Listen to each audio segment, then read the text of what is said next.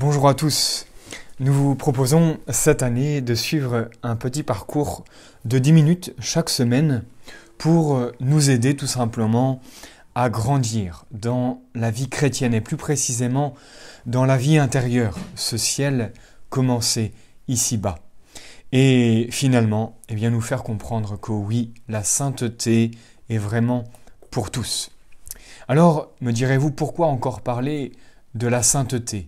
N'avons-nous pas assez d'ouvrages sur la question pour nous dire comment y arriver ? Oui, peut-être, mais quand il s'agit de notre bonheur éternel, jamais nous n'aurons fini de parler de ces moyens, de nous rappeler l'essentiel de notre vie, l'union à Dieu, commencée ici-bas par la foi, pour continuer au ciel, par la vision de Dieu. Mais ce sujet est tellement vaste que nous pourrions très vite nous éparpiller et ne plus trop savoir quel chemin emprunter, quelle résolution prendre, quel combat mener.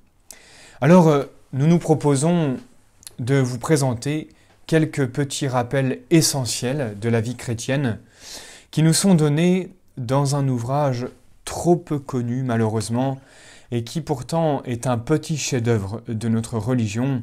Ce livre s'appelle « Le précis de théologie ascétique et mystique ». Alors non, n'ayons pas peur des mots, et avant d'abandonner la partie, comprenons qu'il s'agit tout simplement de rappeler que la sainteté est vraiment pour tous et que le bon Dieu nous en donne les moyens, et cela tout au long de notre vie. Comme le titre l'indique, ce précis n'est pas un traité complet, cela mériterait des tonnes d'ouvrages, mais c'est bien un résumé, un abrégé qui va nous servir de cadre tout au long de l'année. Il se veut donc très concret en nous rappelant les points essentiels de notre vie intérieure. Tout d'abord, il faut se convaincre que le dogme, c'est-à-dire les vérités de notre foi, sont la base de la théologie ascétique, c'est-à-dire ce que nous devons faire pour aller au ciel.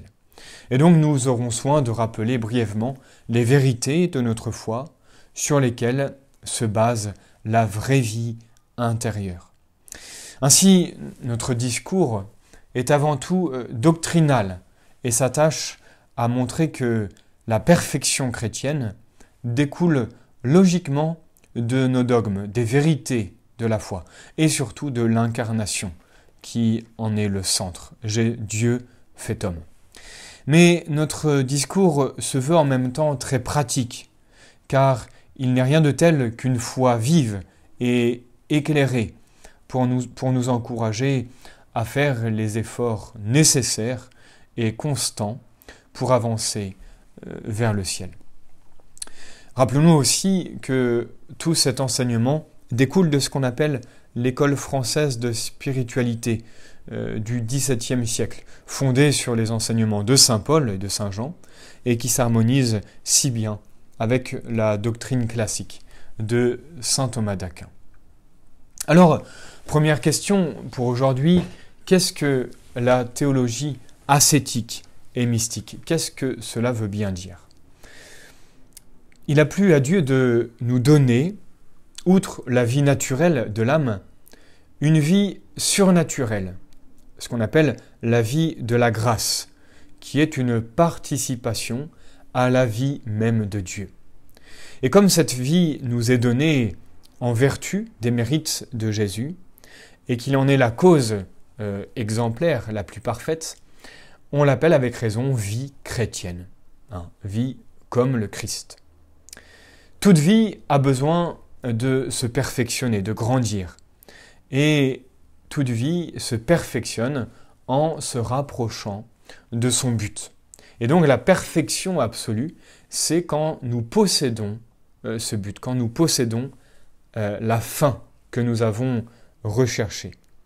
Et donc ce n'est qu'au ciel que nous atteindrons cette fin, la possession de Dieu par la vision béatifique et l'amour pur, l'amour absolu. Et c'est alors que notre vie aura son plein épanouissement. En effet, nous serons semblables à Dieu parce que nous le verrons tel qu'il est, face à face. Sur terre, nous le savons trop bien, nous pouvons acquérir qu'une perfection qu'on appelle relative, pas totale, en nous rapprochant sans cesse de cette union intime avec le bon Dieu qui nous prépare donc à la vision béatifique. C'est donc de cette perfection relative, cet accroissement quotidien, dont nous allons parler tout au long de l'année. Alors, voyons notre ordre de marche. Tout d'abord, nous exposerons les principes généraux sur ce qu'est la vraie vie chrétienne à laquelle nous sommes tous appelés. Nous présenterons un peu sa perfection, l'obligation de tendre à cette perfection et les moyens pour y arriver. Et puis, ensuite, dans une deuxième partie de l'année, nous décrirons successivement les 3 voies de la vie chrétienne, qu'on appelle la voie purgative, qui est la première, ensuite la deuxième, la voie illuminative, les progressants, et enfin la voie unitive, les parfaits. Ces voies par lesquelles passent les âmes généreuses, avides de progrès spirituel. Mais avant de nous lancer dans cette aventure, il nous faut, dans une petite introduction, résoudre quelques questions préliminaires. Tout d'abord, voyons les différents noms donnés à la théologie ascétique. Ça va nous aider à comprendre ce mot. On l'appelle tout d'abord la science des saints, et avec raison car elle nous vient des saints qui l'ont vécu avant nous, encore plus qu'ils ne l'ont enseigné.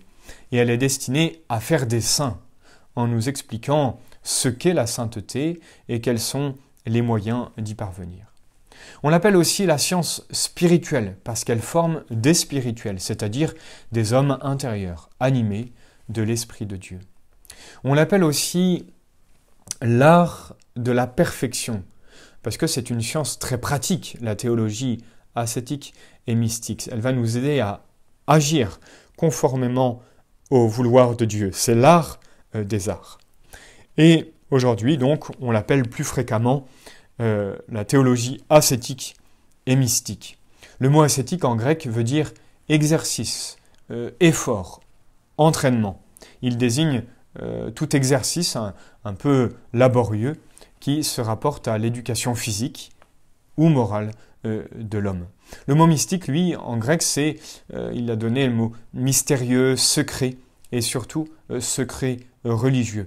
Et c'est pour ça que cette science, la théologie mystique, vient nous enseigner les secrets de la perfection. Quoi qu'il en soit, il résulte de tous ces noms-là que la science dont nous nous occupons est bien la science de la perfection chrétienne. C'est donc bien l'art des arts. Alors, sur quoi s'appuie la théologie ascétique et mystique ? Eh bien, comme c'est une branche de la théologie, il est évident que nous allons partir des sources classiques de la théologie, c'est-à-dire de l'Écriture sainte, ainsi que de la tradition. Puis, nous allons aussi nous appuyer sur des sources secondaires, que sont toutes ces connaissances qui nous viennent de notre raison, éclairées par la foi, et aussi nous nous appuierons sur l'expérience des saints. Voyons enfin l'excellence de la théologie ascétique. À quoi nous intéressons-nous ? Eh bien, tout simplement à ce qu'il y a de plus noble ici-bas, cette participation de la vie divine communiquée à notre âme. Nous allons étudier Dieu dans ses rapports les plus intimes avec nous, avec notre âme, pour ensuite voir les rapports de l'âme avec elle-même dans sa collaboration avec Dieu. Et puis, finissons cette petite introduction pour aujourd'hui en faisant bien comprendre la nécessité de la théologie ascétique. Cette connaissance allume et stimule le désir. Savoir ce qu'est la sainteté, son excellence, son obligation, ses effets merveilleux dans l'âme, sa fécondité, c'est déjà la désirer.